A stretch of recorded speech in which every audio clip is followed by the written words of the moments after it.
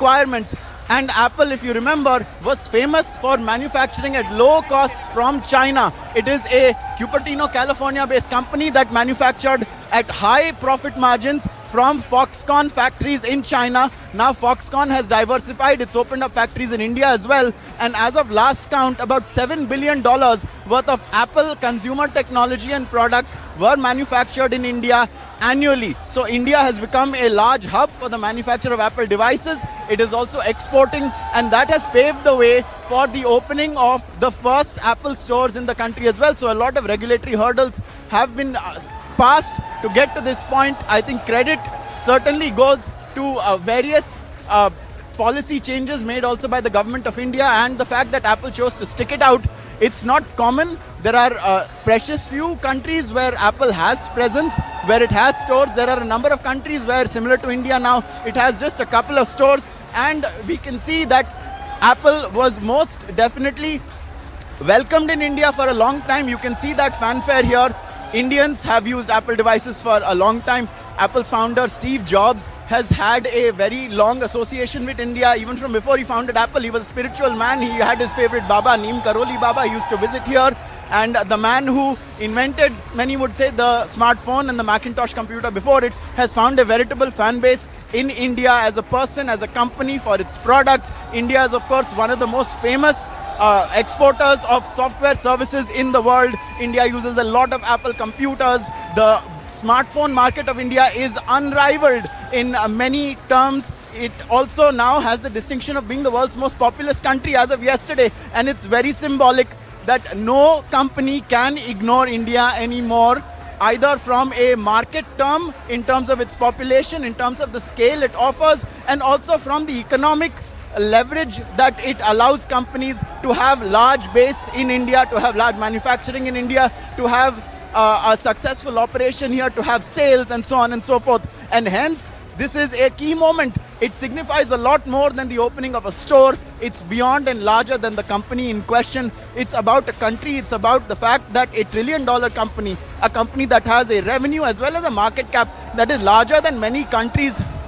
And certainly some of only the largest economies are larger than Apple in terms of market cap. It's about $1 trillion hovering around that mark. It cannot ignore India. And now you're starting to see, we'll show you some of the visuals and we'll speak to some of the people. These are the first customers also that are coming in through the lines.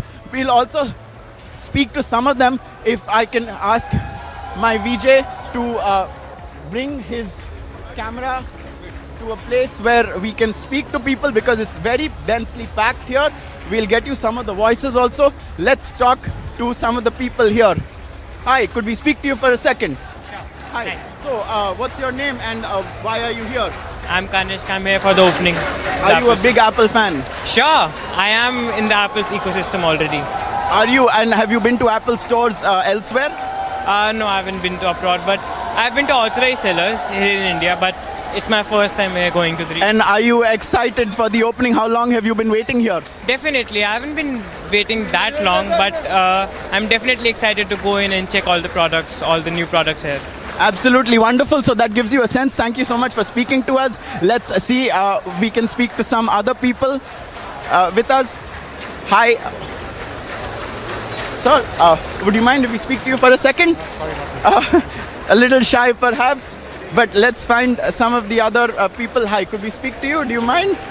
I think people are a little shy. They're here for the Apple store, and you can see considerable fanfare. We don't want to keep anyone from visiting the Apple store as well. They've been waiting for quite some time, and this is a feature that we've seen in the US, people queuing up for product launches, store launches. It's now in the Indian market as well, and Apple has arrived. Apple has landed. The world's biggest consumer tech company and India are now playing ball at a significant level, viewers, and we'll get you all the updates and all the visuals, and you can read and watch all about it on Republic World as well. After a short break, we will get you more.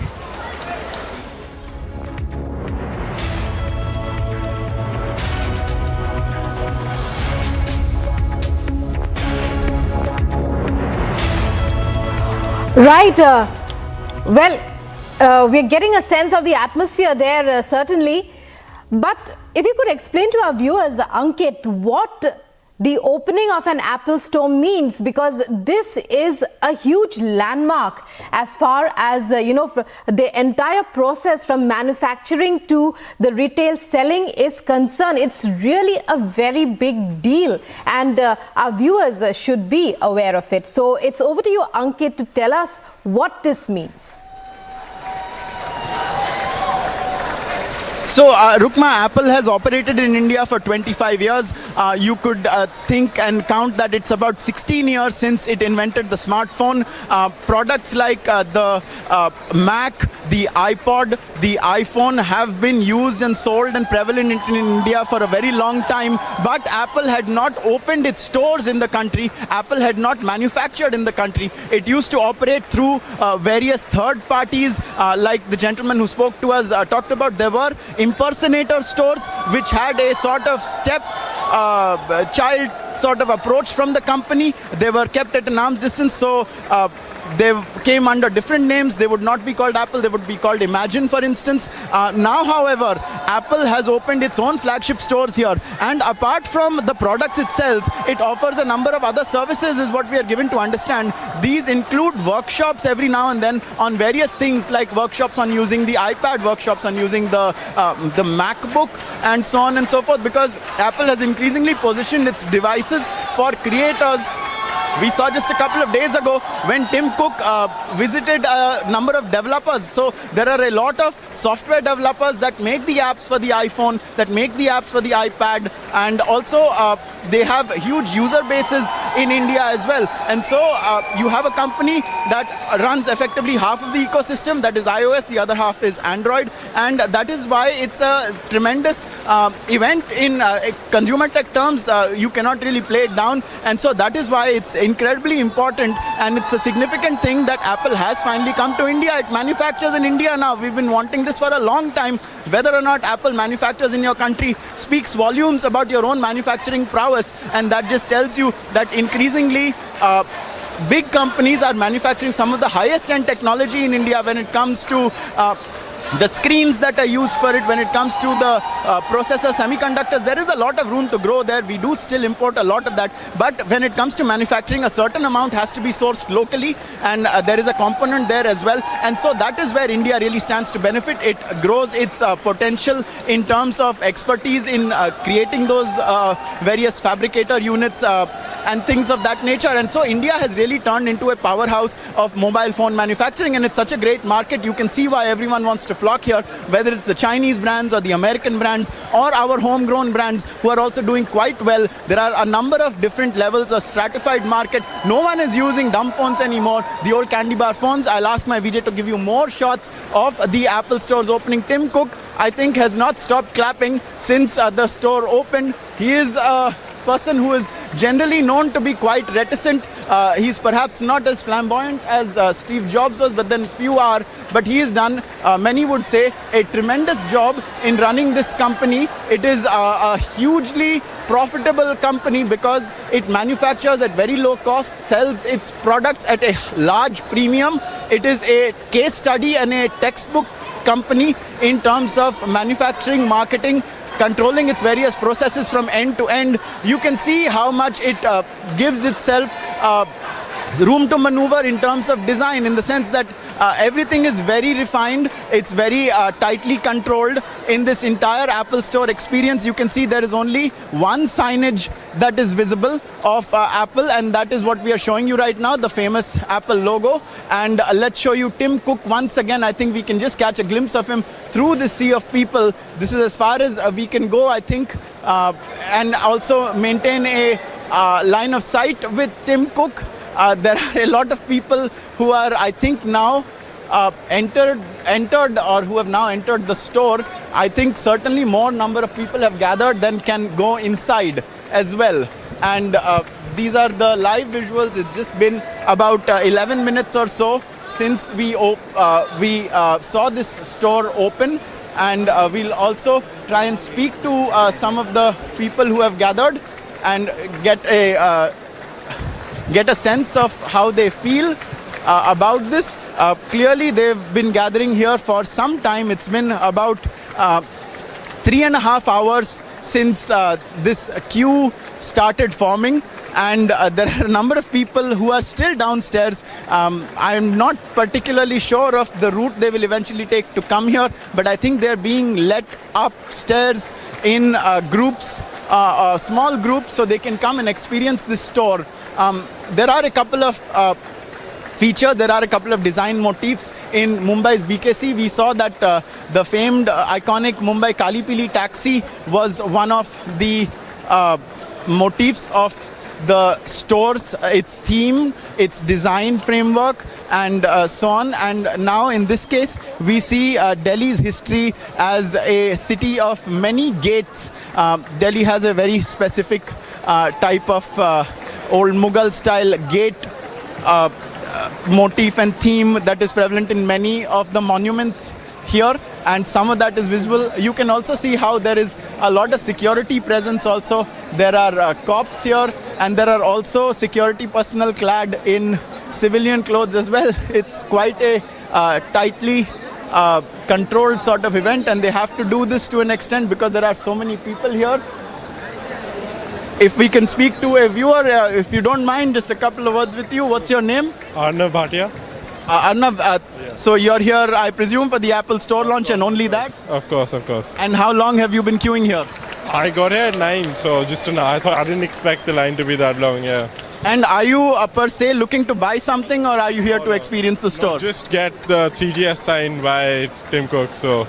Oh, so here is a new request. So Arnav has brought his iPhone 3GS, which I think is a 2010 model, if I'm not mistaken. 9, I think 9. It's a 2009 model, so 14 years later he has brought it here for Tim Cook to sign. Stunning. So this is the Delhi version, I presume, of the gentleman who brought a Macintosh in Mumbai to the store opening. Perhaps not that vintage, but that is quite a device. That is a path-breaking device. It is the device that heralded the shift from the iPod Touch to the iPhone. And so thank you, Arnab, for speaking to us.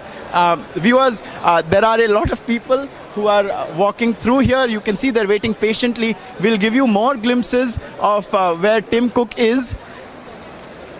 He's passionately at this moment welcoming people in. He is going to sign devices, or at least that is the expectation of a number of the people who have come here. And tremendous fanfare. A lot of people have flown down. Even while we were driving here, as we entered the mall, we saw a number of high-end large people carrier cars. That just gives you a sense of how seriously Apple takes its store openings. They've brought their team here because they want to maintain, I think, that standard of the specific protocol when it comes to opening these stores. And from some corner or the other, every now and then, a wave of applause is always likely to break out.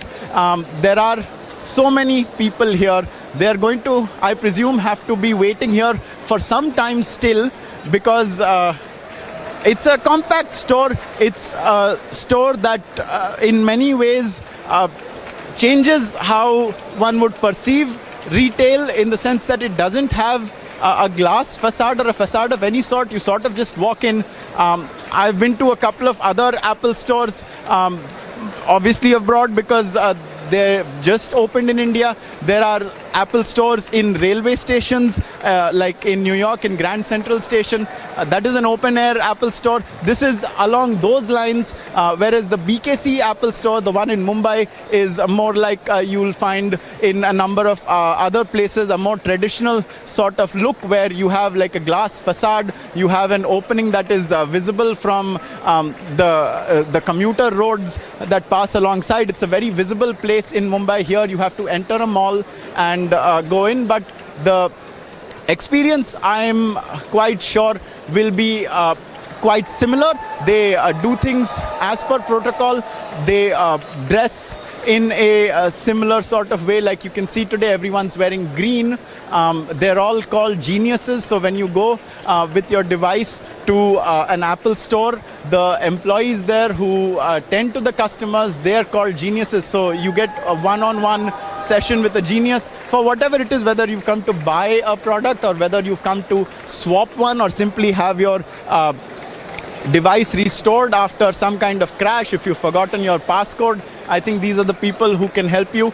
Or if Tim Cook is visiting and you have an old legacy iPhone and you want it signed, then he can do it for you. So that is some of the services that are available here, Rukma, and even as the clapping continues, I'm going to hand it back over to you so that I can hear your thoughts on what we are seeing, Rukma. Right, 2 stores.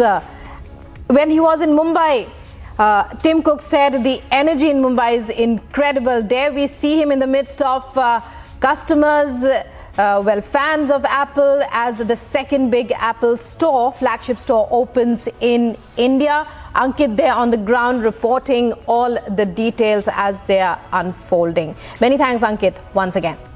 Let's move on now to other top stories. A memorandum of understanding between Assam and Arunachal Pradesh government will be signed today to resolve the long pending border dispute between both states in New Delhi in the presence of Union Home Minister Amit Shah. A special court will pronounce its verdict today in the 2002 Naroda Gam communal riot case, in which 11 persons belonging to the minority community were killed. Maya Kodnani, former Gujarat minister and BJP leader, as well as Bajrang Dal leader Babu Bajrangi, are among the 86 accused who are facing trials in this case. Surat Court to pronounce its verdict today on Congress leader Rahul Gandhi's plea seeking stay on his conviction in criminal defamation case over his Modi surname remark.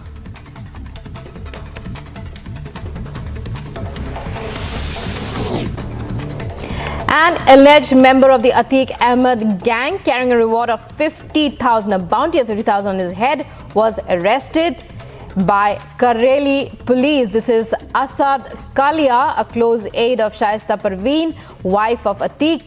Kalia was considered right hand of Shaista, who is wanted in the Umesh Pal murder case and is absconding. After Mumbai, Apple CEO Tim Cook all set to inaugurate. He has just inaugurated the tech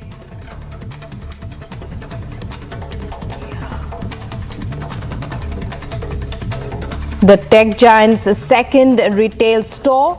This is at Saket in the national capital. And Delhi Minister Saurabh Bhardwaj on Wednesday has accused the centre of stalling government recruitments in the national capital for the last 9 years. Bhardwaj's remarks came after Lieutenant Governor V.K. Saxena handed over appointment letters to nearly 1,500 newly recruited Delhi government employees, including 324 school principals and 500 firefighters. And Delhi logs 6 deaths along with 1,757 new COVID-19 cases with a positivity rate of 28.63%. For the new fatalities, the death toll from the pandemic has risen to 26,578 in the national capital. Of 7,967 beds, 377 are occupied.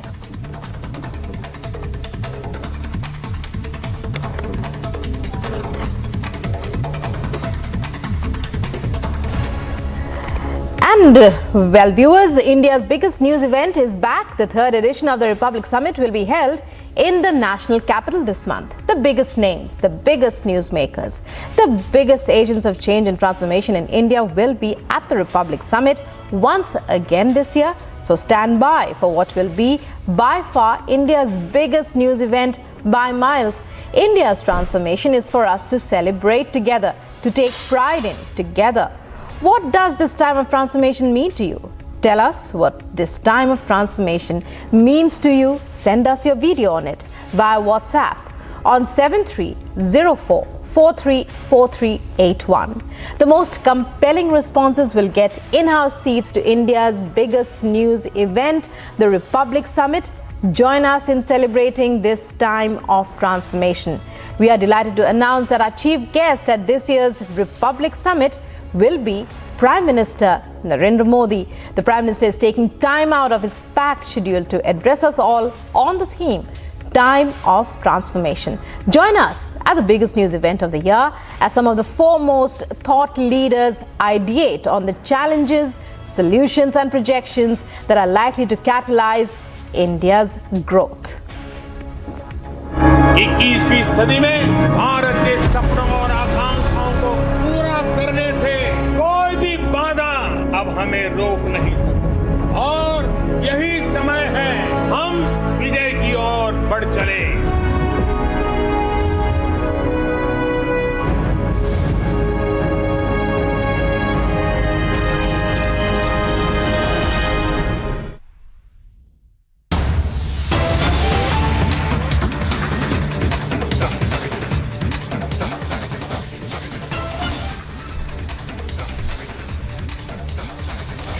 And you're watching live and breaking.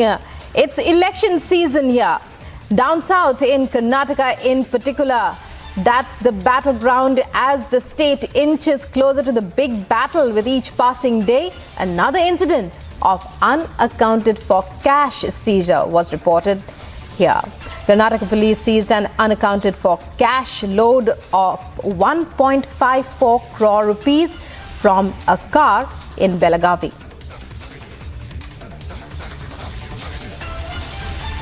And joining me now is my colleague Prajwal.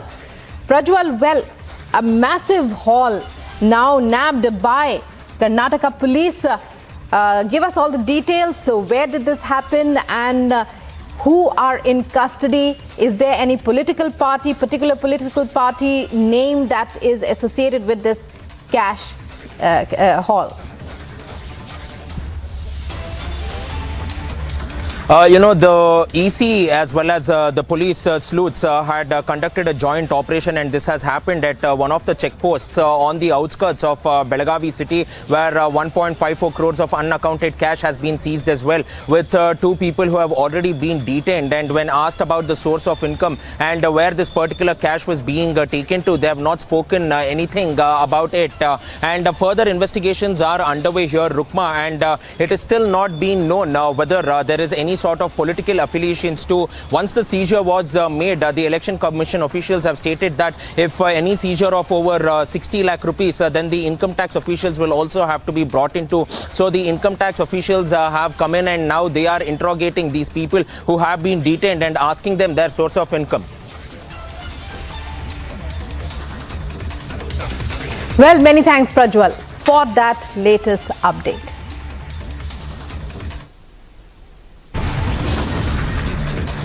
And it's time now for a short break. On the other side, yet another attempt to lionize Mafia Don Atiq. Samajwadi Party leader calls his murder an atrocity.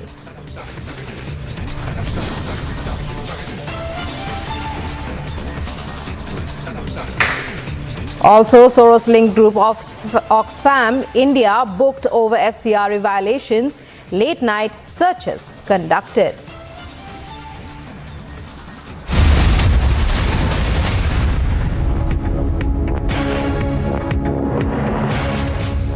RP Sanjeev Goenka Group presents Republic Summit, Time of Transformation. Co-powered by Raven Group, manufacturers of electric cables and solar systems. Bharosa rakho, surakshit raho. Mine Super App and beyond. Knowledge partner, Amrita Vishwavidyapeetham. Education for life, education for living. Infrastructure partner, Rungta Steel TMT Bar, Ekdam Solid. MSME partner, You Grow Capital.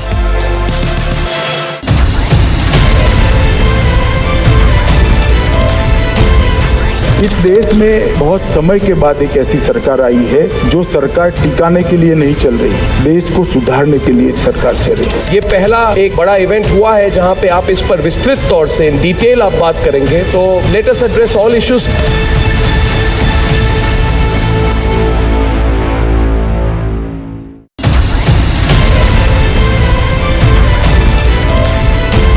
Do you think that at every point any agency, whether it's the ED, the CBI, the ACB, questions need to be raised on them? I personally think that in a democratic country, Parliament must have full control of the agencies as well. Why do we make them into what is called a holy cow, that nobody can touch them?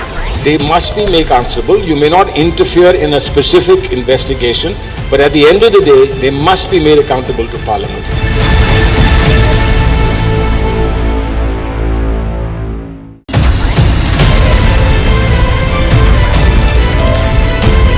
Dragging back economic fugitives, fantastic. But a crackdown on corruption alone is not enough to steer the economy. That is where the reforms are not just to remove those who are with several cases of corruption and disproportionate assets. This will ensure that at a local level, no officer can go about saying, hey, I've come to inspect you, without the system approving it.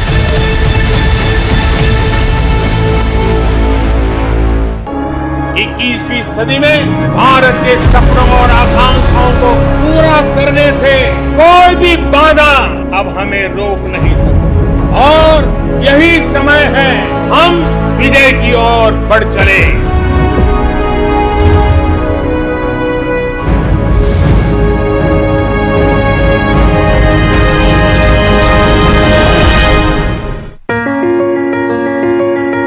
Dear viewers, in a few days we are bringing to you once again the Republic Summit. And this year our theme is fittingly about how this is a time of transformation. Yes, this is a time of transformation for an India that is growing 4 times faster than the world average. It is a time of transformation for an India whose manufacturing exports grow 40% year on year on the back of COVID, while China witnesses a major loss. This is a time of transformation, of opportunity for India that has let go of the dollar hangover, and the rupee is closer to being accepted as international currency. And nearly 60% of all digital payments are already UPI based. Isn't this the very moment to come together and think of how we can make the transformation even quicker?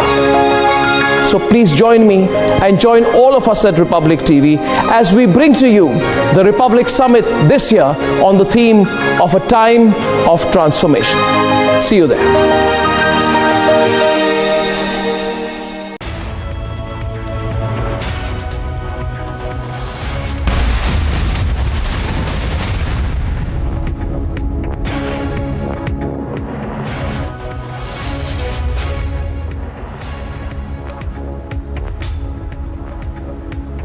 Well, India's biggest news event is back. The 3rd edition of the Republic Summit will be held in New Delhi on the 25th and 26th this month. The biggest names, the biggest newsmakers, the biggest agents of change and transformation in India will be at the Republic Summit once again. So stand by for what will be by far India's biggest news event by miles. Now, India's transformation is for us to celebrate together, to take pride in it together. What does this time of transformation mean to you? Tell us what this transformation means to you and send us your video on it via WhatsApp on 730-443-4381. The most compelling responses will get in-house seats to India's biggest news event, the Republic Summit. Join us in celebrating this time of transformation. And you're watching live and breaking on Republic TV, the headlines. Police की custody में किसी को मारा जाएगा तो फिर अदालत की क्या जरूरत है हिंदुस्तान में? अदालतें तो फिर बेकार हो गई, उनका कोई असर, उनका क्या असर होगा अदालतों का? Yet another attempt to lionize Mafia Don Atiq Ahmed, Samajwadi Party leader, calls murder an atrocity. The Soros-linked group Oxfam India is booked over FCRA violations. Late-night searches are conducted. Day 3 of the historic same-sex marriage hearing in the Supreme Court. Union Home Minister Amit Shah will be chairing a key SEO meeting.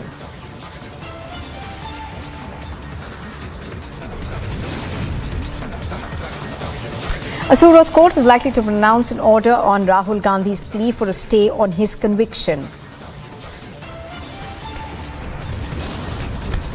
How in BKC's Mumbai, and there you... In a big Apple moment for India, Tim Cook inaugurates the second store in the national capital.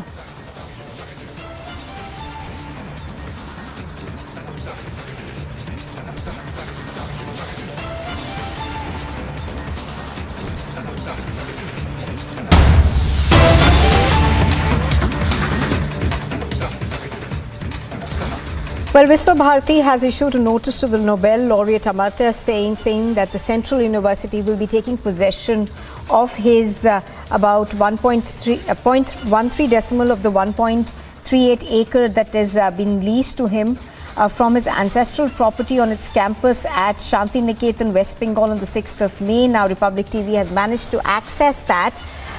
Let's go across to Kishale. Kishale, give us more details of what this notice says. We understand that it essentially accuses Amartya Sen of occupying public land. Well, exactly, Nupur. What we are getting updates is that the situation in Vishwa Bharati and the conflict between Vishwa Bharati University and Amartya Sen is becoming more critical as a notice has been served and Republic has accessed that notice exclusively. A notice has been served to Amartya Sen, the Nobel laureate, that he has to vacate that land by May 6th. 15 days of deadline has been given to him and he has to do as soon as possible. Vishwa Bharati alleges that that particular land which Amartya Sen is holding, a part of that land is held illegally by Amartya Sen, as we have discussed before as well, and that 0.13 decibel of land of Vishwa Bharati, which is inside the campus, has to be vacated by Amartya Sen. On the other hand, Amartya Sen has maintained that the land was brought by his father and that the land is legally held by him. And this matter has been taken up in courts as well. However, Vishwa Bharati has served a fresh notice saying that by May 6th, the land has to be vacated by any means and no further extension of this particular deadline will be given to Amartya Sen. Nupur. All right, so essentially what we are learning is that this is part of his ancestral land. Now, is it, and we would understand then that it is only part of this that will be recovered, the rest of it stays with him. And what is the reason that's been given in this notice for how things, went this way? Yeah, you have rightly put it, Nupur, that the part of the land which we are talking about here is about 13 decibel, which is a part of the whole land that Amartya Sen is holding. The whole land, which constitute about 1.25 acres, is held by Amartya Sen. However, Vishwa Bharati has no problem with the rest of the land apart from this 0.13 decibel of land, which is about 13 bighas. Now, this land has to be vacated by Amartya Sen. That's what Vishwa Bharati University is saying, because they want to build something there. It's their land. It's legally held by the university. Why would an individual hold that land which is beyond the land that is entitled to him? That is a question being posed. However, Amartya Sen is saying that I have legal rights over the whole land. Not even that 0.13 decibel belongs to Vishwa Bharati, and he is not agreeing to vacate it. Still now he has not done it. Now we have to see whether by May 6th he will vacate the land and give away the part of the land which is questioned here, which is in question, which is contested, and he will vacate that particular part or not. All that right. Is yet to be seen. Nupur. All right, of course, it is expected that Amartya Sen will visit the area in about June, and perhaps then we'll have some more clarity on it. Thank you very much for joining us. Now, in yet another attempt to lionize Mafia Don Atiq Ahmed, the Samajwadi Party MP has now said that the killing of Atiq and Ashraf in police custody is an atrocity and that legal justice has not been done to him.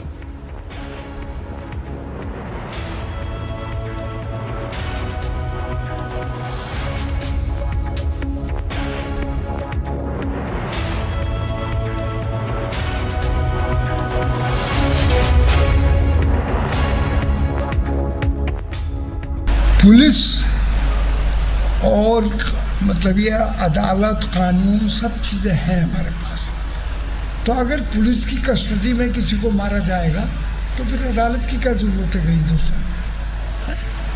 अदालतें तो फिर बेकार हो गई, उनका कोई असर, उनका क्या असर होगा अदालतों का?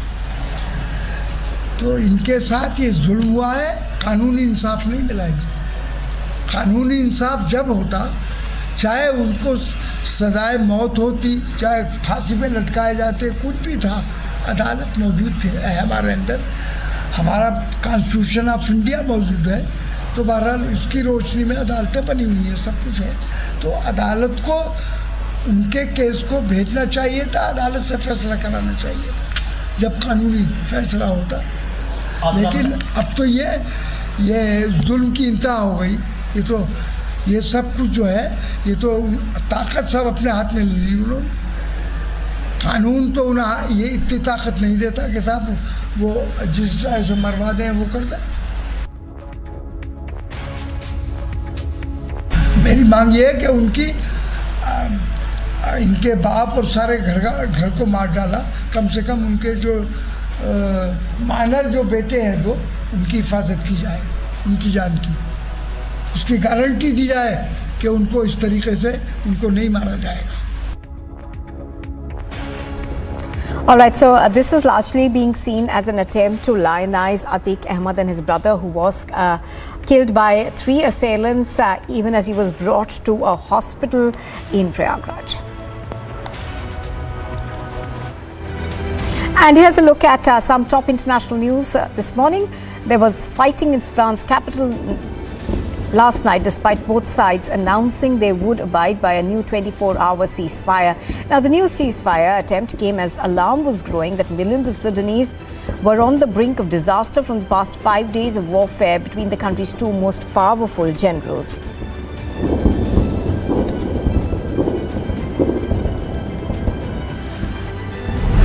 As Sudan's rival generals made a new attempt at a 24-hour ceasefire after a failed truce the night before, Khartoum residents tried to stock up on water and other basic essentials. Residents carried empty barrels and plastic containers through the capital to fill up with water from a tank. People stampeded at an event to distribute financial aid in Yemen's capital. At least 78 people were killed and dozens more suffered injuries. The crush took place in the old city in the center of Sana'a, where thousands of people had gathered at an event organized by merchants.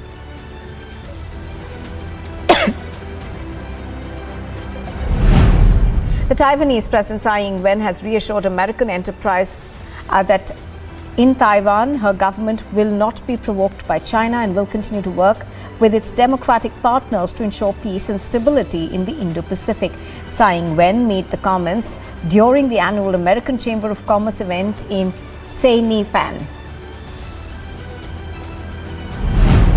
The Ukrainian President Volodymyr Zelensky has said that several infrastructure projects were agreed to in the country's northwestern Volyn province. Zelensky said projects would guarantee jobs and economic growth in the long term. Russia's invading forces are deliberately using rape, torture and kidnapping to try and sow terror amongst civilians in Ukraine, the top prosecutor in Ukraine told US lawmakers in a graphic testimony. As Washington slow walks towards a crisis over the national debt, President Joe Biden has blasted House Republicans for their plan to slash government spending to raise the debt limit. Biden spoke at a Union Hall in Maryland shortly after the House Speaker Kevin McCarthy addressed the House floor unveiling his proposal. Miguel Diaz-Canel was confirmed by the Cuban National Assembly for a new 5-year term as president. He also remains the secretary of the Cuban Communist Party after a final hand vote called by Esteban Lasso, the president of the National Assembly. A 60-year-old man, also known as French Spider-Man, scaled a 38-story skyscraper in Paris to protest against the controversial pension laws that will raise the retirement age in France. Alain Robert is a free climber who scaled the skyscraper bare-handed and with no harness for support.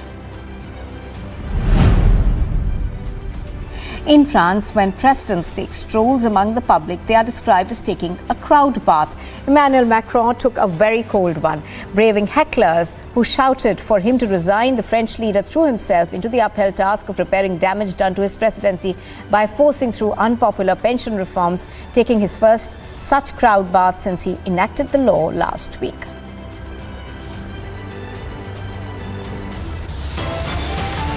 Coming up next, a Surat court is likely to pronounce order on Rahul Gandhi's plea for a stay on his conviction.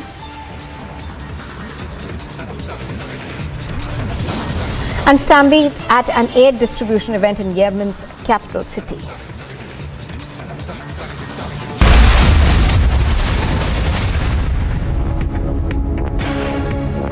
RP Sanjeev Goenka Group presents Republic Summit, Time of Transformation. Co-powered by Raven Group, manufacturers of electric cables and solar systems. Bharosa rakho, surakshit raho. Mine Super App and beyond. Knowledge partner, Amrita Vishwavidyapeetham, Education for Life, Education for Living. Infrastructure partner, Rungta Steel TMT Bar, Ekdam Solid. MSME partner, You Grow Capital.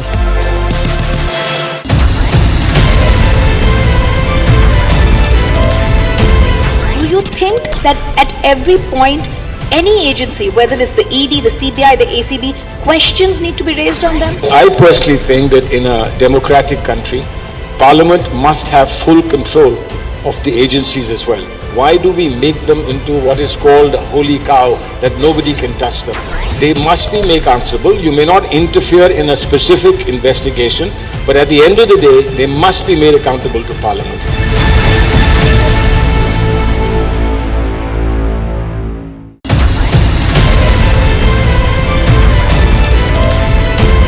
Dragging back economic fugitives, fantastic. But a crackdown on corruption alone is not enough to steer the economy. That is where the reforms are not just to remove those who are with several cases of corruption and disproportionate assets. This will ensure that at a local level, no officer can go about saying, hey, I've come to inspect you, without the system approving it.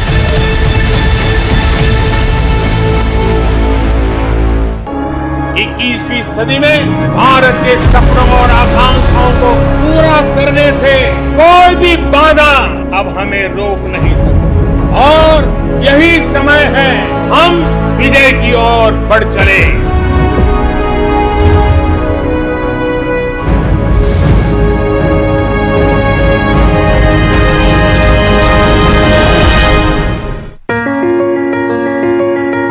Dear viewers, in a few days we are bringing to you once again the Republic Summit. And this year our theme is fittingly about how this is a time of transformation. Yes, this is a time of transformation for an India that is growing 4 times faster than the world average. It is a time of transformation for an India whose manufacturing exports grow 40% year on year on the back of COVID, while China witnesses a major loss. This is a time of transformation, of opportunity for India that has let go of the dollar hangover, and the rupee is closer to being accepted as international currency. And nearly 60% of all digital payments are already UPI based. Isn't this the very moment to come together and think of how we can make the transformation even quicker? So please join me and join all of us at Republic TV as we bring to you the Republic Summit this year on the theme of a time of transformation. See you there.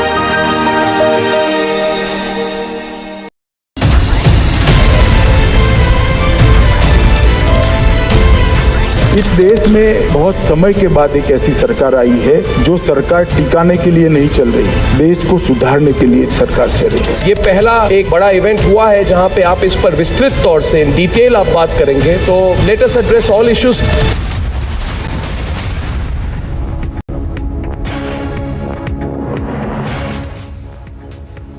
Well, good morning and welcome back. Now, the third edition of the Republic Summit will be held in the national capital this month. The biggest names, the biggest newsmakers, the biggest agents of change and transformation in India will be at the Republic Summit once again. So stand by for what will be by far India's biggest news event by miles. Now, India's transformation is for us to celebrate together, to take pride in it together. What does this time of transformation mean to you? Tell us what this transformation means to you and send us your video on it via WhatsApp on 730-4434-381. The most compelling responses will get in-house seats to India's biggest news event, the Republic Summit. Join us in celebrating this time of transformation. And here's a look at the big breaking news that we are tracking for you right now. A probe has been ordered by the Aam Aadmi Party-led Punjab government that has found that the former Congress-led government had spent 55 lakh rupees on saving gangster politician Mukhtar Ansari from Uttar Pradesh. Punjab government refused 55 lakh rupees in terms of bills. Let's break down the story for our viewers and get in a word from Amandeep. Amandeep, Good morning. Explain to us what this essentially means.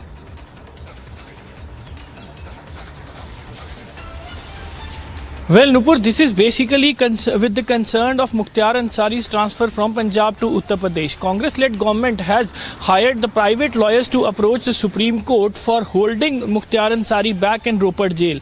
But now when there is change in power in Punjab, and in fact that bills of 55 lakhs of the lawyers has gone to the Punjab Chief Minister Bhagwant Mann, he refuses to clear the bill for the lawyers that were being hired to protect Mukhtar Ansari from Ropar jail to Uttar Pradesh jail. And this is the trouble mounting situation, just because 55 lakhs has to be paid to the private lawyers that were being hired by the government in 2021 when the Punjab government has lost the case and the High Court has approved the transfer of Mukhtar Ansari from Punjab jail to Uttar Pradesh jail. But now that bills have gone to the table of Punjab Chief Minister Bhagwant Mann, and in fact he clear-cut refused to pay any kind of bill from the government exchequer, and even Chief Minister has turned down the file of these bills. So this now, who will pay? The big question is that who will pay the bills of these lawyers who were being hired by the Punjab government, in fact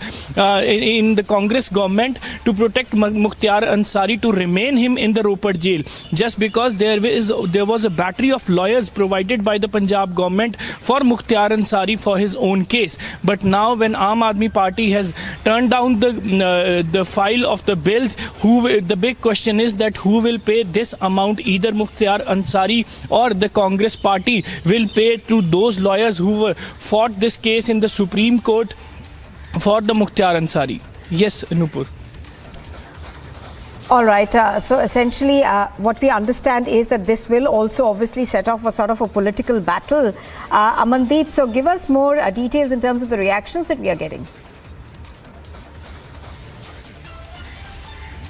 Well, so far Congress parties remain silent on this issue, and in fact they remain busy in the political campaign in the bypolls of Jalandhar. But yes, Aam Aadmi Party made it very clear that Congress government has tried to protect the Mukhtar Ansari on the behalf of the senior Congress leaders, and Aam Aadmi Party government will not pay a single penny from the government exchequer, and in fact they are not going to clear the bills and the files. And this issue will spark the political controversy among the Aam Aadmi Party and the Congress. Let's wait and watch how the Congress will react on this, and in fact who will take the responsibility for hiring the private lawyers to protect Mukhtar Ansari.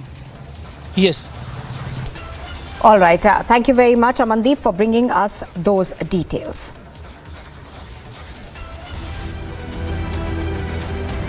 A look now at the top sporting action this morning. KL Rahul's Lucknow Super Giants has defeated Sanju Samson's Rajasthan Royals by 10 runs in match 26 of the IPL 2023. Both teams are at the pinnacle in the points table. Kylie Mayer's top scored for LSG with 51 of 42 balls, taking them to 154 for 7. R. Ashwin was the standout Rajasthan bowler with 2 wickets. Indian cricket fans were surprised by umpire Nitin Menon's decision that he gave during the MI versus SRH IPL match 2023. Nitin Menon, who reviewed the decision, went upstairs and then surprised cricket commentator Harsha Bogle. Seeing the decision, he said, a bit unusual on air. Mitchell Marsh didn't mince words while admitting that the Delhi Capitals haven't batted well in their winless run in the IPL so far, and advised young Indian batters to not play bowlers on repetition but on merit of the ball. The Royal Challengers Bangalore are all set to lock horns against Punjab Kings in the 27th match today. The match will take place at Punjab's Mohali Stadium. Ahead of the highly anticipated match, RCB players took to the M. Chinnaswamy Stadium to get some practice. Sunil Gavaskar, the legendary Indian cricketer, recently participated in a Q&A session where Gavaskar shared his thoughts on various cricketing topics, including players he would like to see from his era play in the IPL and the 2 IPL teams that would like to play for Mumbai Indians and Chennai Super Kings, adding big reason would be to sit in the dressing room with MS Dhoni. Former England batter Gary Ballance has retired from all cricket forms just 2 months after he switched allegiance and made his Test debut for Zimbabwe in a bid to revive his career. Ballance left English county team Yorkshire in December after being involved in a racism scandal there in which he accepted multiple challenges. Now, world number one HS Pranoy and former world champion and two-time Olympic medalist PV Sindhu will lead the Indian team for the 2023 Sudirman Cup to be played in Suzhou, China from the 14th to the 21st of May. Casper Ruud avenged his upset to Ben Shelton last August at the Cincinnati Masters by beating the American 6-2, 7-6, 7-1 to advance to the Barcelona Open round of 16.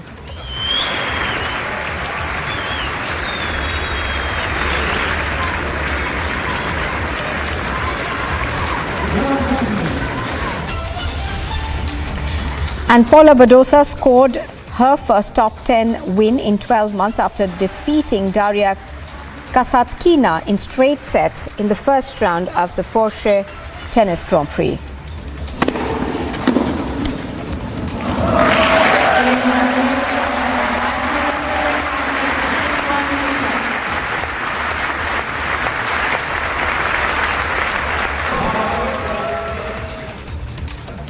Well, several people were killed in a stampede at an event to distribute financial aid in Yemen's capital of Sana'a late Wednesday. At least 78 people died and dozens suffered injuries.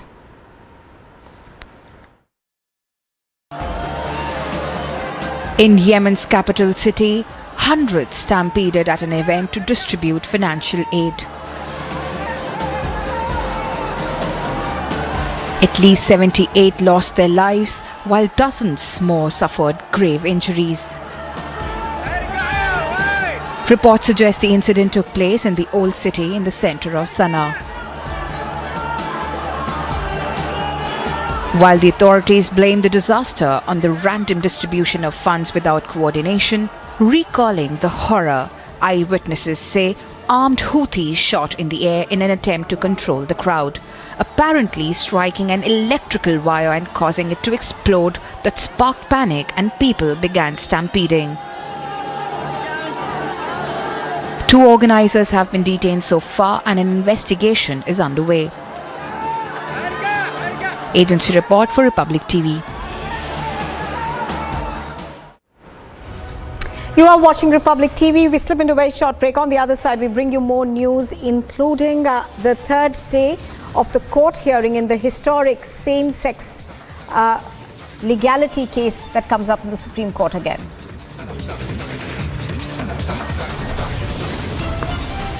And also coming up next, the Union Minister will be chairing a key SEO meeting.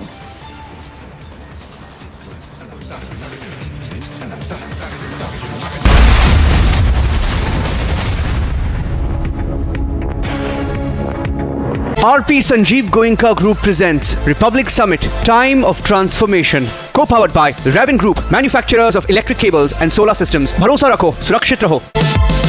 Mine Super App and beyond. Knowledge partner, Amrita Vishwavidyapeetham, Education for Life, Education for Living. Infrastructure partner, Rungta Steel TMT Bar, Ekdam Solid. MSME partner, You Grow Capital. Dear viewers, in a few days we are bringing to you once again the Republic Summit. And this year our theme is fittingly about how this is a time of transformation. Yes, this is a time of transformation for an India that is growing 4 times faster than the world average.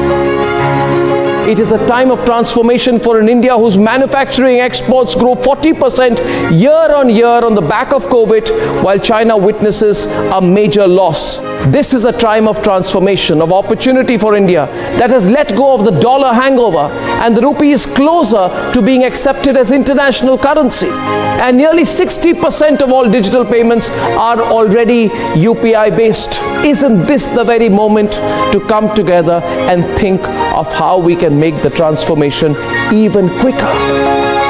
So please join me and join all of us at Republic TV as we bring to you the Republic Summit this year on the theme of a time of transformation. See you there.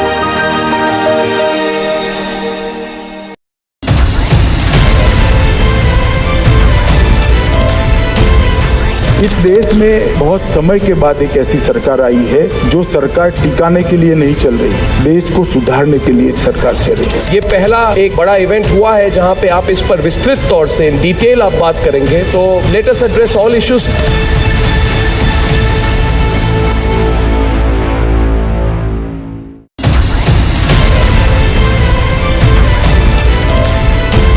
Do you think that at every point any agency, whether it's the ED, the CBI, the ACB, questions need to be raised on them? I personally think that in a democratic country, Parliament must have full control of the agencies as well.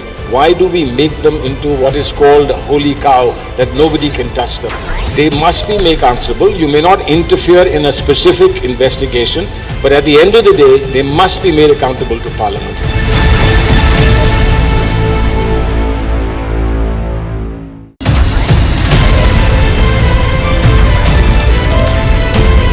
Dragging back economic fugitives, fantastic.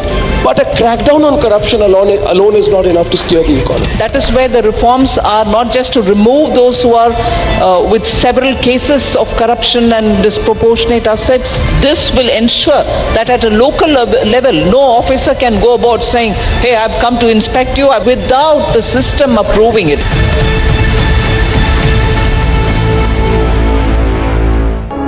21वीं सदी में भारत के सपनों और आकांक्षाओं को पूरा करने से कोई भी बाधा अब हमें रोक नहीं सकती, और यही समय है हम विजय की ओर बढ़ चले।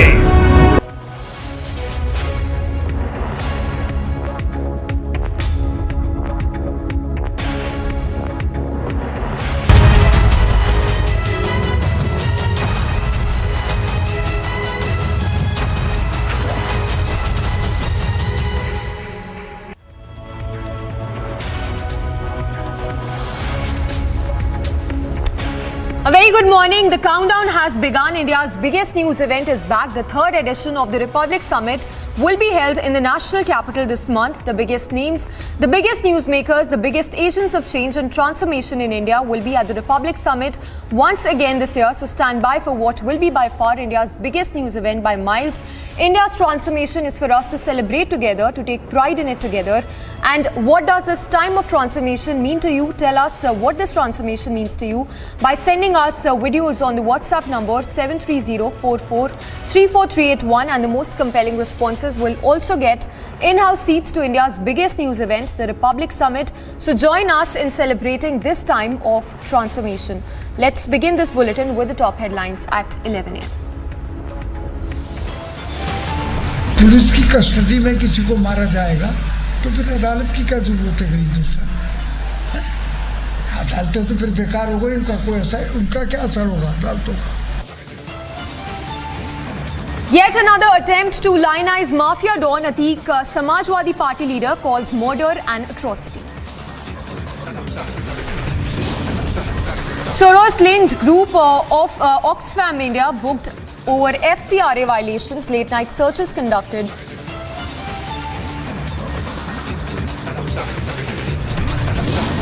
Big controversy as Amartya Sen gets eviction notice, asked to vacate land by 6th of May.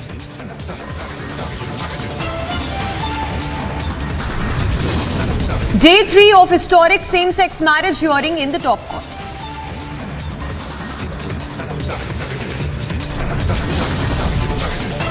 Surat court likely to pronounce order on Rahul Gandhi's plea for a stay on his conviction.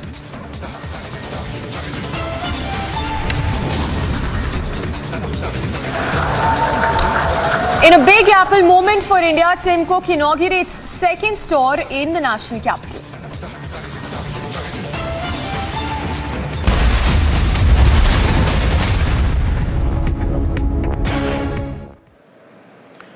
Ji Kishan Reddy ji, Arjun Ram Meghwal ji, Meenakshi Lekhi ji, international Buddhist conference के secretary general, देश विदेश से यहाँ पधारे और हमारे साथ जुड़े हुए सभी पूज्य भिक्षुगण, अन्य महानुभाव, देवी और सज्जनों, ग्लोबल बुद्धिस्ट समिट के इस पहले आयोजन में आप सभी दुनिया के कोने कोने से आए हैं। बुद्ध की इस धरती की परंपरा है अतिथि देवो भव, अर्थात अतिथि हमारे लिए देवता के समान होते हैं। लेकिन भगवान बुद्ध के विचारों को जीने वाले इतने व्यक्तित्व जब हमारे सामने हो तो साक्षात बुद्ध की उपस्थिति का एहसास होता है, क्योंकि बुद्ध व्यक्ति से आगे बढ़कर एक बोध है, बुद्ध स्वरूप से आगे बढ़कर एक सोच है, बुद्ध चित्रण से आगे बढ़कर एक चेतना है और बुद्ध की ये चेतना चिरंतर है, निरंतर है। ये सोच शाश्वत है, ये बोध अविस्मरणीय है।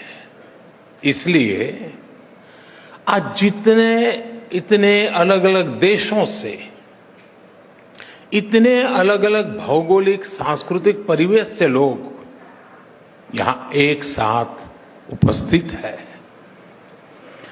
यही भगवान बुद्ध का वो विस्तार है जो पूरी मानवता को एक सूत्र में जोड़ता है। हम कल्पना कर सकते हैं दुनिया के अलग अलग देशों में बुद्ध के करोड़ों अनुयायियों का ये सामर्थ्य जब एक साथ कोई संकल्प लेता है तो उसकी ऊर्जा कितनी असीम हो जाती है। जब इतने सारे लोग विश्व के बेहतर भविष्य के लिए एक विचार के साथ काम करेंगे तो भविष्य निश्चित रूप से भव्य ही होगा। और इसलिए मुझे विश्वास है पहली ग्लोबल बुद्धिस्ट समिट इस दिशा में हम सभी देशों के प्रयासों के लिए एक प्रभावी मंच का निर्माण करेगी। मैं इस आयोजन के लिए भारत के सांस्कृतिक मंत्रालय और इंटरनेशनल बुद्धिस्ट कॉन्फेडरेशन को हृदय से बधाई देता हूं।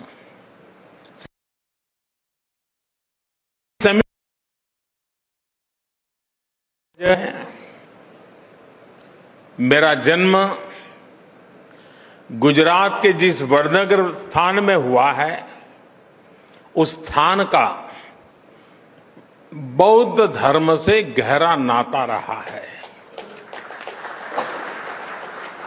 वडनगर से बौद्ध धर्म से जुड़े अनेक पुरातात्विक साक्ष्य मिले हैं। कभी बौद्ध यात्री हुएन संघ ने भी वडनगर का दौरा किया था और यहां पर मैंने जब प्रदर्शनी देखी, एक्सकेवेशन में जो चीजें लगी हैं, बहुत सारी चीजें विस्तार से यहां रखी हुई है। और संयोग देखिए कि जन्म मेरा वडनगर में हुआ और काशी का मैं सांसद हूं और वहीं सारनाथ भी स्थित है। साथियों, ग्लोबल बुद्धिस्ट समिट की मेजबानी का एक ऐसे समय में हो रही है जब भारत ने अपनी आजादी के 75 वर्ष पूरे किए हैं। भारत अपनी आजादी का अमृत महोत्सव मना रहा है। इस अमृत काल में भारत के पास अपने भविष्य के लिए विशाल लक्ष्य भी है और वैश्विक कल्याण के लिए नए संकल्प भी है। भारत ने आज अनेक विषयों पर विश्व में नई पहल की है और इसमें हमारी बहुत बड़ी प्रेरणा भगवान बुद्ध ही है। साथियों, आप सभी परिचित है कि बुद्ध का मार्ग है परियक्ति, पटिपत्ति और पटिवेद, यानी थियोरी, प्रैक्टिस एंड रियलाइजेशन। पिछले 9 वर्षों में भारत इन तीनों ही बिंदुओं पर तेजी से आगे बढ़ रहा है। हमने भगवान बुद्ध के मूल्यों का निरंतर प्रसार किया है। हमने बुद्ध की शिक्षाओं को जन जन तक पहुंचाने के लिए एक समर्पण भाव से काम किया है। भारत और नेपाल में बुद्ध सर्किट का विकास हो, सारनाथ और कुशीनगर जैसे तीर्थों के कायाकल्प के प्रयास हो, कुशीनगर इंटरनेशनल एयरपोर्ट हो, लुम्बिनी में भारत और आईबीसी के सहयोग से India international centre for Buddhist culture and heritage का निर्माण हो, भारत के ऐसे हर काम में पति पत्ती की प्रेरणा शामिल है। ये भगवान बुद्ध की शिक्षाओं का प्रतिवेद ही है कि भारत विश्व के हर मानव के दुख को अपना दुख समझता है।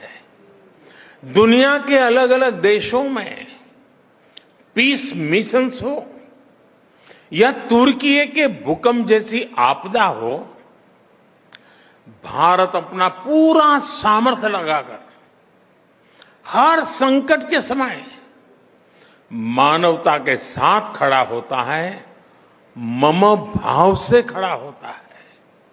आज भारत के 140 करोड़ लोगों की इस भावना को दुनिया देख रही है, समझ रही है और स्वीकार भी कर रही है। और मैं मानता हूं इंटरनेशनल बुद्धिस्ट कॉन्फेडरेशन का ये मंच इस भावना को नया विस्तार दे रहा है। ये हम सभी like minded and like hearted देशों को एक परिवार के रूप में बुद्ध धम्म और शांति के विस्तार के नए अवसर देगा। वर्तमान चुनौतियों को हम किस तरह से हैंडल करते हैं, इस पर चर्चा अपने आप में न केवल प्रासंगिक है बल्कि विश्व के लिए इसमें उम्मीद की किरण भी समाहित है। हमें याद रखना है कि समस्याओं से समाधान की यात्रा ही बुद्ध की यात्रा है। बुद्ध ने महल इसलिए नहीं छोड़ा था क्योंकि उन्हें कोई कष्ट था। बुद्ध ने महल, राजसी ठाठ बाट उसे इसलिए छोड़ा था क्योंकि उनके लिए उपलब्ध सब सुख सुविधाओं के बाद भी दूसरों के जीवन में दुख था। यदि हमें विश्व को सुखी बनाना है तो स्व से निकलकर संसार, संकुचित सोच को त्याग कर समग्रता का ये बुद्ध मंत्र ही एकमात्र रास्ता है।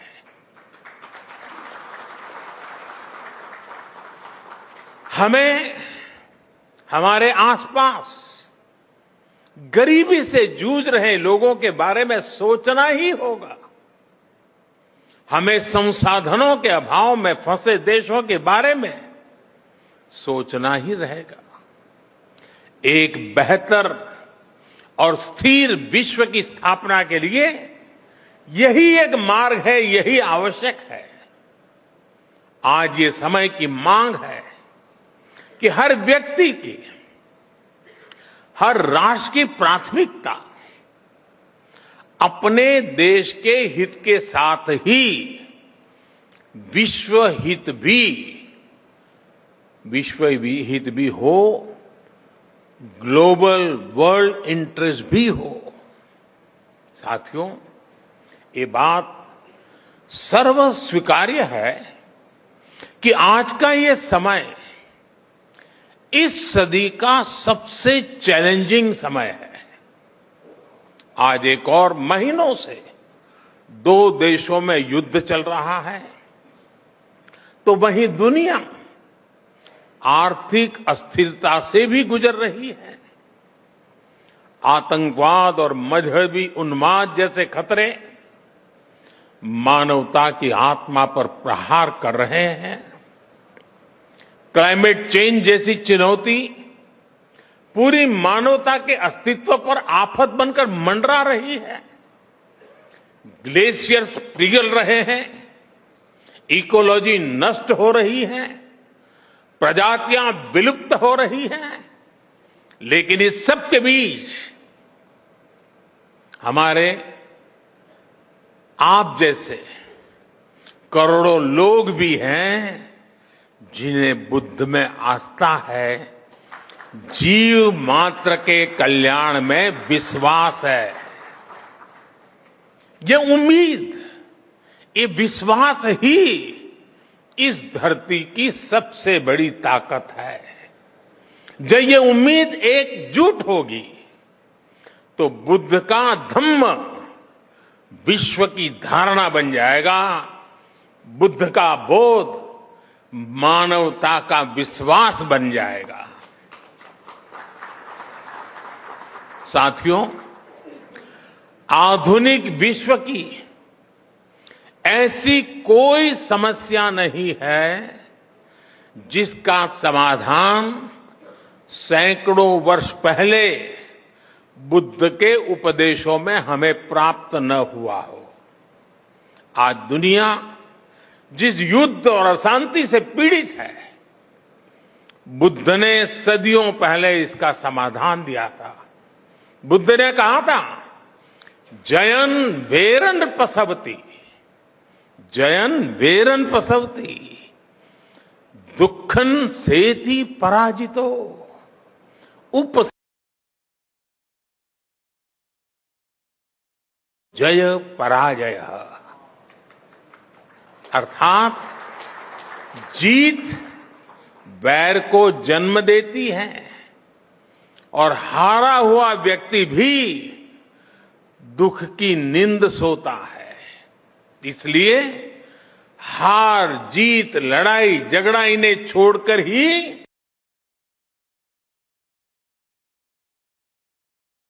धम्मो सनातनो, अर्थात वैसे बहुत बड़े कम शब्दों में बात बताई है। वैर से वैर शांत नहीं होता है, वैर अवैर से शांत होता है। भगवान बुद्ध का वचन है, सुखा संज्ञस्य सामग्री समज्ञानम तपो सुखम। अर्थात संघों के बीच एकता में ही सुख समाहित है। सभी लोगों के साथ मिलजुल करके रहने में ही सुख है। साथियों, हम देखते हैं आज अपने विचारों, अपनी आस्था को दूसरों पर थोपने की सोच दुनिया के लिए बहुत बड़ा संकट बन रही है। लेकिन भगवान बुद्ध ने क्या कहा था? भगवान बुद्ध ने कहा था, अत्तानमेव पठनम, अत्तानमेव पठमन, पति रूपे निवेशे, यानी कि पहले खुद सही आचरण करना चाहिए, फिर दूसरे को उपदेश देना चाहिए। आधुनिक युग में हम देखते हैं कि चाहे गांधी जी हो या फिर विश्व के अनेक लीडर्स, उन्होंने इसी सूत्र से प्रेरणा पाई। लेकिन हमें याद रखना है, बुद्ध सिर्फ इतने पर ही नहीं रुके थे। उन्होंने एक कदम आगे बढ़कर कहा था, अपदीपो भवः, यानी ये जो आगे का वाक्य है वही तो सबसे बड़ा आधार है। अपदीपो भवः, यानी अपना प्रकाश स्वयं बनो। आज अनेकों सवालों का उत्तर भगवान बुद्ध के इस उपदेश में ही समाहित है। इसलिए कुछ साल पहले संयुक्त राष्ट्र में मैंने गर्व के साथ कहा था कि भारत ने दुनिया को युद्ध नहीं, बुद्ध दिए हैं।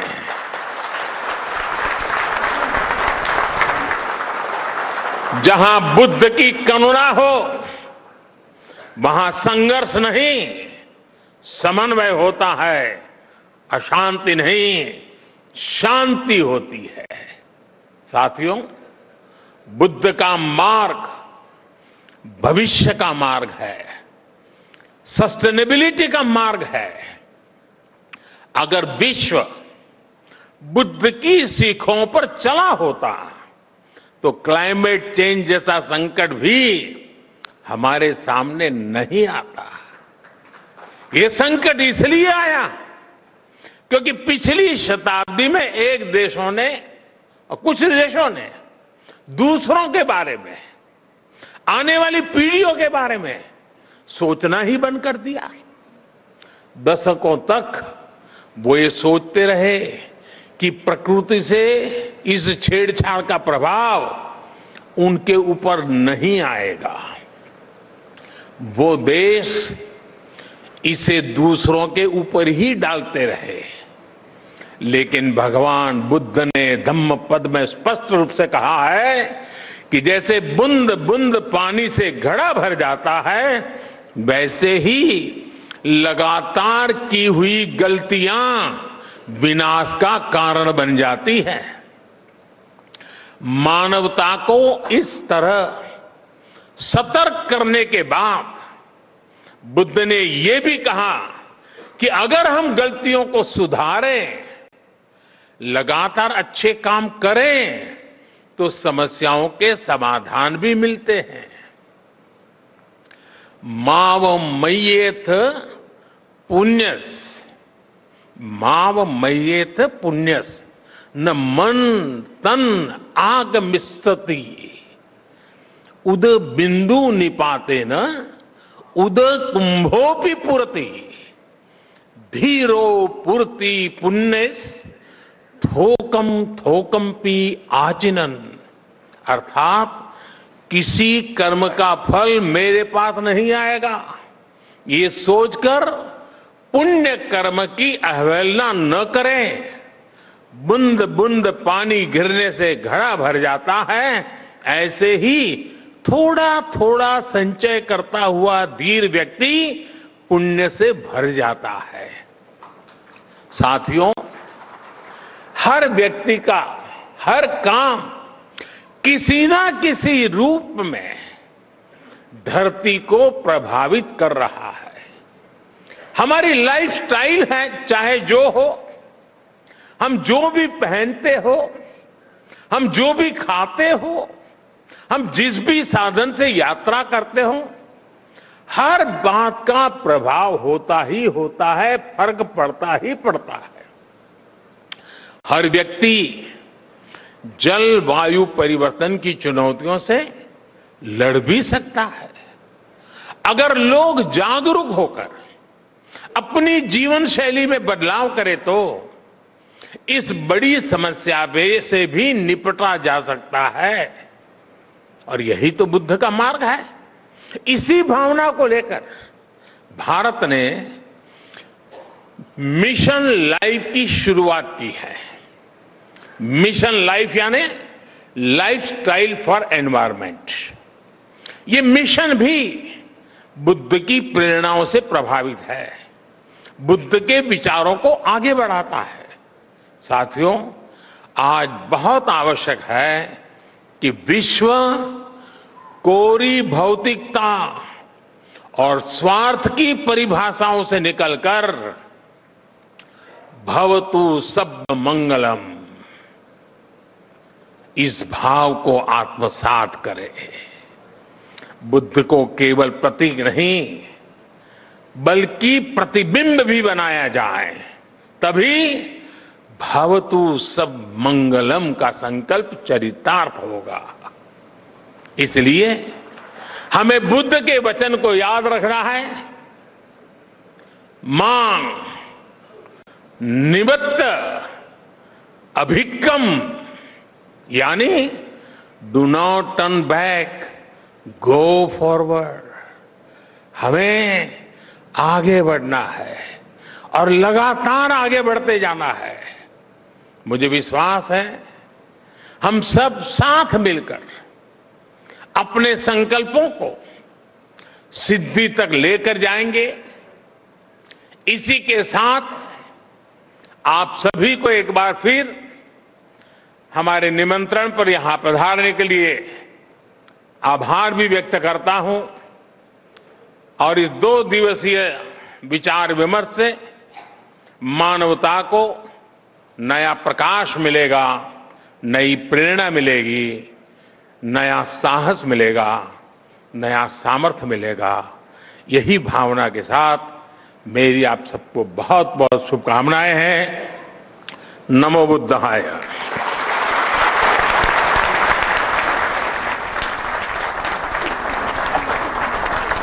बहुत बहुत आभार मान्यवर। संत महात्माओं का सानिध्य माननीय प्रधानमंत्री जी के हृदय के हमेशा बेहद करीब रहा है। यह तो धर्मस् ततो जय एवं सत्यमेव जयते की परंपराओं वाला हमारा भारत आपके प्रखर शीर्ष नेतृत्व में मानव संवेदनाओं के नए कीर्तिमान गढ़ रहा है। विश्व पटल पर भवतु सब मंगलम के नए आदर्श स्थापित कर रहा है। आपके ओजस्वी संबोधन के लिए ग्लोबल बुद्धिस्ट समिट के उद्घाटन समारोह की शोभा बढ़ाने के लिए हृदय से आभार मान्यवर।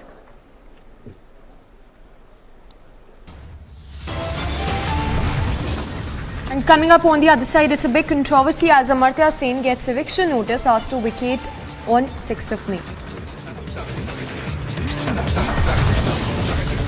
And in a big Apple moment for the country, Tim Cook inaugurates second store in the national capital.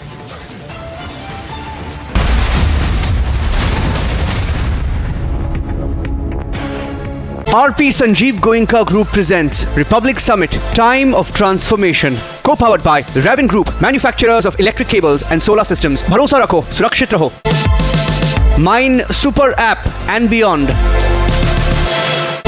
Knowledge partner, Amrita Vishwavidyapeetham, Education for Life, Education for Living. Infrastructure partner, Rungta Steel TMT Bar, Ekdam Solid. MSME partner, You Grow Capital.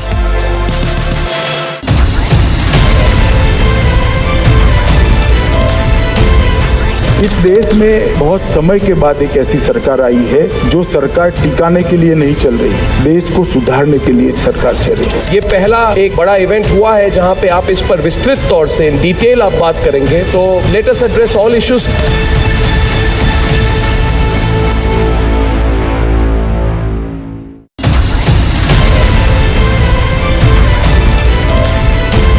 Do you think that at every point any agency, whether it's the ED, the CBI, the ACB, questions need to be raised on them? I personally think that in a democratic country, Parliament must have full control of the agencies as well. Why do we make them into what is called a holy cow, that nobody can touch them?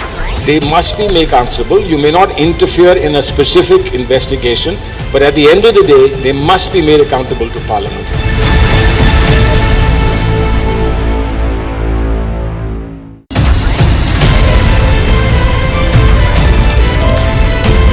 Dragging back economic fugitives, fantastic.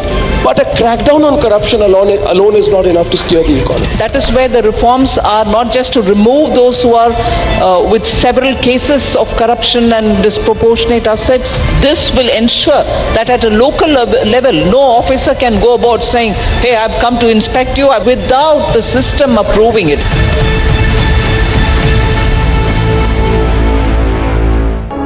21वीं सदी में भारत के सपनों और आकांक्षाओं को पूरा करने से कोई भी बाधा अब हमें रोक नहीं सकती और यही समय है हम विजय की ओर बढ़ चले।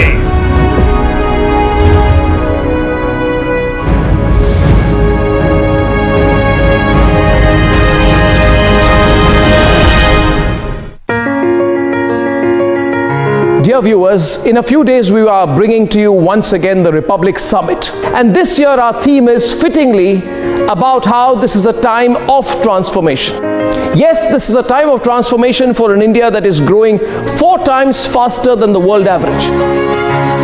It is a time of transformation for an India whose manufacturing exports grow 40% year on year on the back of COVID, while China witnesses a major loss. This is a time of transformation, of opportunity for India that has let go of the dollar hangover, and the rupee is closer to being accepted as international currency. And nearly 60% of all digital payments are already UPI based. Isn't this the very moment to come together and think of how we can make the transformation even quicker?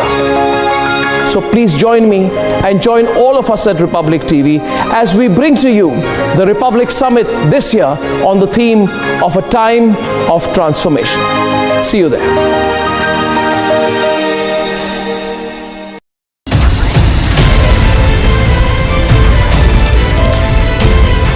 इस देश में बहुत समय के बाद एक ऐसी सरकार आई है जो सरकार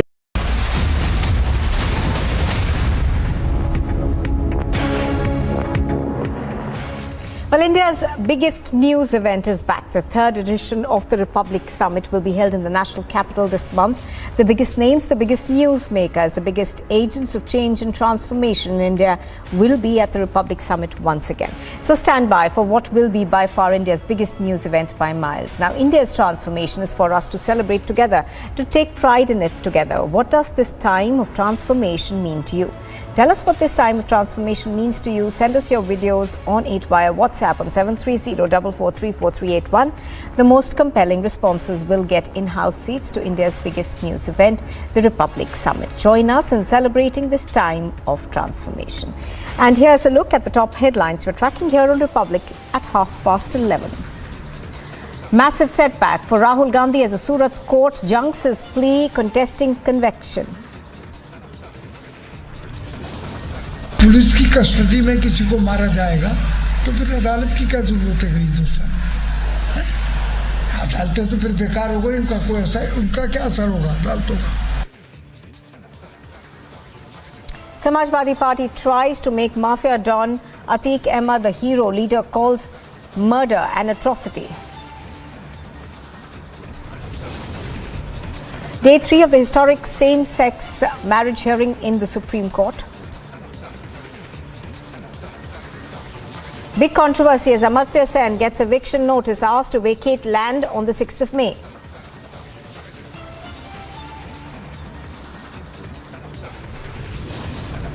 Trouble for the Soros gang after FIR over FCRA violations. Late night searches are conducted at Oxfam.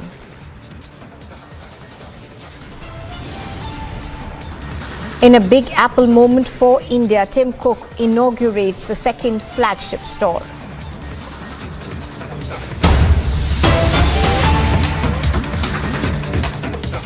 A court in Surat has rejected the Congress leader Rahul Gandhi's application for a stay on his conviction in a criminal defamation case over his Modi surname. A remark the court of the additional sessions judge R.P. Mogera has rejected Rahul Gandhi's application filed for relief pending his appeal against a lower court's order sentencing him to 2 years in jail in the case. Now, this of course does mean that there will be no stay on his reinstatement as a member of parliament as well.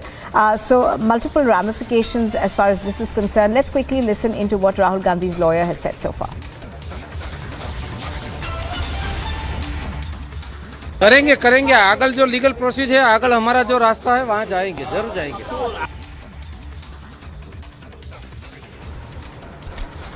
Well, Priyanka is joining us live from outside the courtroom. Priyanka, give us more details of what really happened. Okay, I'm going to come back to you, Priyanka, in just a bit, but let's quickly listen into some reactions that we are getting to this setback from the Congress party. Pilot Saab, can they answer so-called star campaigner or called as Jyotiraditya Scindia? Why that his name is not in that list? So one minute. So-called star campaigner for them, Jatin Prasad, why his name is not there? A so-called star campaigner for... Right, coming back to you, Priyanka, give us a sense of what happened in court and what does this now mean? Well, yes, a very crucial hearing today. In fact, the order that was given, a very crucial one by the judge, where they have dismissed the appeal that had been filed by Rahul Gandhi, challenging the order of the lower court that had convicted him of the defamation case, of which the hearing had been going on over the past 2 years since the 2019 elections, when Rahul Gandhi had made those statements in Karnataka stating that are all people with the name Modi are thieves, kya sare Modi chor hain. This is something that he had stated, and post which we have seen that the BJP MLA Purnesh Modi here in Surat had filed this defamation case, the hearing for which had been going on for the past 2 years. And then of course last month we had seen that the conviction over Rahul Gandhi had been, over this case had been given to Rahul Gandhi, and post which subsequently which led to him being disqualified as the member of the parliament as per the Constitution of India as well, Nupur. So of course it's important to note how he had filed that appeal in the Surat district court, outside of which we are reporting from. Just a few minutes ago we had seen that the judge had dismissed the appeal, and now we are looking at how Rahul Gandhi's legal team has also made statements that they will be approaching the Gujarat High Court and then filing an appeal further for stay on the order that had been given by the lower court, which led to the subsequent disqualification of Rahul Gandhi as a member of the parliament as well. Essentially, Congress party is trying to say that the court has blown this out of proportion, which had been evident from the legal arguments that the Congress party lawyers had also put forth before the judge in the last hearing that had taken place just a week ago, where we had seen that these arguments had also contained statements like how the judge had been erroneous in his judgment, since the kind of result and the kind of effect that Rahul Gandhi would have to face, since he is a sitting member of parliament, the conviction would lead to his disqualification, and that should have been taken into consideration by the court, is something that the Congress party had also argued. And today again we see that the Congress party making those statements, reiterating that point and claiming that the courts have blown this out of proportion. However, with the side note of them claiming that they do respect the legal procedure, but we do see these kind of statements coming to light from the Congress party, and now we can expect that tomorrow in Ahmedabad at the Gujarat High Court is where the appeal would be filed by Rahul Gandhi and his legal team, is what we're being given to understand. And so we're also being told that a lot of show of strength as well. All right. Not unlike the one that we had seen right here in Surat, right outside the Surat court, where we had seen the last court hearing that had taken place, and Rahul Gandhi himself, along with all the senior leaders across the country, had come down Hold here, your and again thoughts we for can a expect minute. the similar shots. Priyanka, we are going to come back to you. Mr. Nalan Kohli is now joining us on the broadcast. Mr. Kohli, how do you see this? Obviously, this at this point in time does mean that he will still remain disqualified as a Lok Sabha MP. He cannot be reinstated as of now. But also there is another part to this. He's also sought a stay on the sentence. Well, as a lawyer, I see it very differently. I see it as routine. It's not a political situation. Let's first go back to the basic facts. Mr. Rahul Gandhi is in this trouble because in 2019, he in an election rally said, if I recall, it was Karnataka then, that why is it that people with the surname Modi are all thieves? Someone felt aggrieved with it, took it as an insult, filed a case.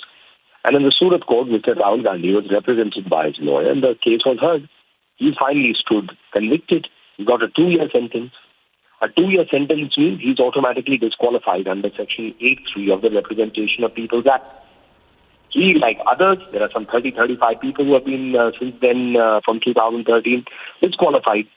Now, earlier there used to be Section 8(4), which gave an MP or an MLA a 3-month period to appeal.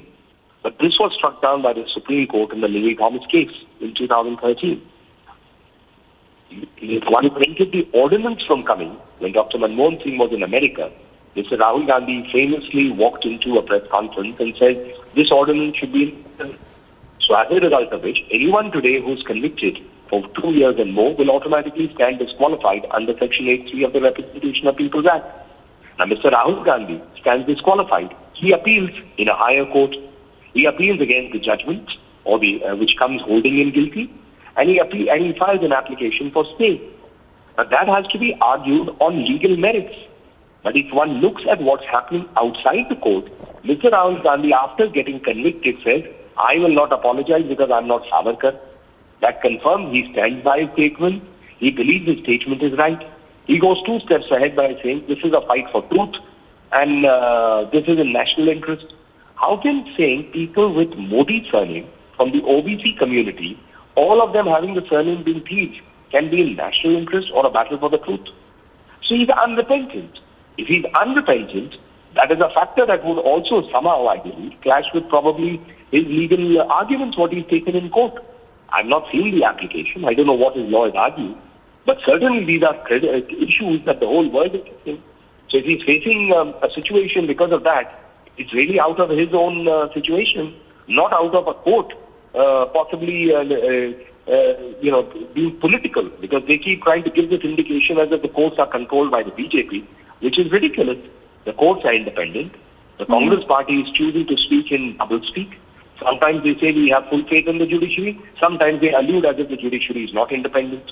So they have to make up their mind. They have to fight this case legally, and they have to fight it on whatever merits they think they have. Right, Mr. Kohli, thank you very much for joining us. All right, let's also bring to our viewers certain reactions that we have had so far to this. Of course, at this point in time, the Congress party is hoping to be able to fight this legally. Let me go across on the phone line to R.S. Reddy from the BRS, who's with us on the phone line. Mr. Reddy, good morning. Mr. Reddy, how do you see this? Obviously, it does at this point in time at least mean that Rahul Gandhi disqualification as an MP stands. Yeah, I mean, this will be... Hello? Yes, please go ahead. It is already known that, they wanted to suppress the voices of the opposition, and some utterance in Karnataka attracted a case in Gujarat, and the Gujarat case, a Gujarat court has given the verdict, and he has been disqualified. And this is how the modus operandi today of the Modi's government. While due respect to the judiciary, the judiciary process will go on, but today everybody understands in the country how Modi government is actually trying to suppress the voice of the opposition. And I'm sure we have confidence in judiciary. End of the day, one thing matters, that, is the public mandate is more important, or the judiciary, or the verdict of a judiciary. This is what I want to say. Political vendetta. Thank you, Mr. R.S. Reddy, for joining us. So the BRS over there saying that they see this also as political vendetta. Obviously, there are many who will argue with this. Let me go back to Priyanka on the ground. So, Priyanka, the Congress and other opposition parties essentially seeing this as political vendetta. But the fact of the matter is that this is a case that was decided on its merits. Now, what we understand of it is that there were two parts to it. One, of course, was his plea for a stay on conviction. The other part was a stay on the sentence. So, can you break down for us how does this now go forward?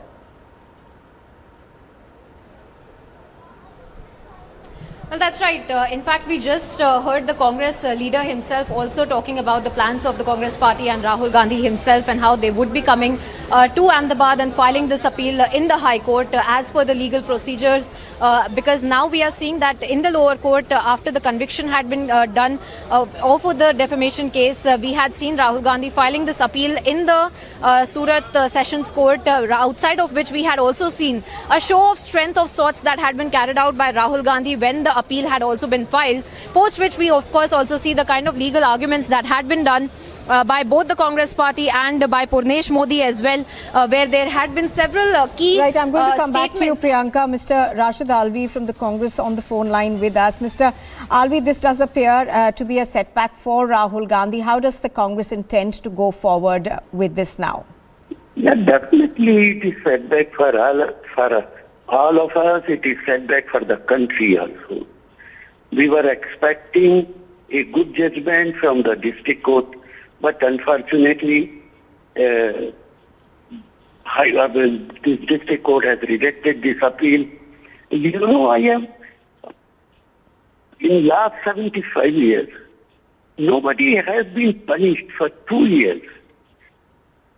But Rahul Gandhi has been given 2 years sentence only because that his membership should be finished from parliament. That is the reason. We do not know, but people of this country, they are raising so many questions.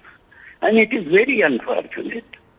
It doesn't happen in any democratic country. And you know, not only in India, even in other parts of the world, different media, different newspapers, they are writing in this regard.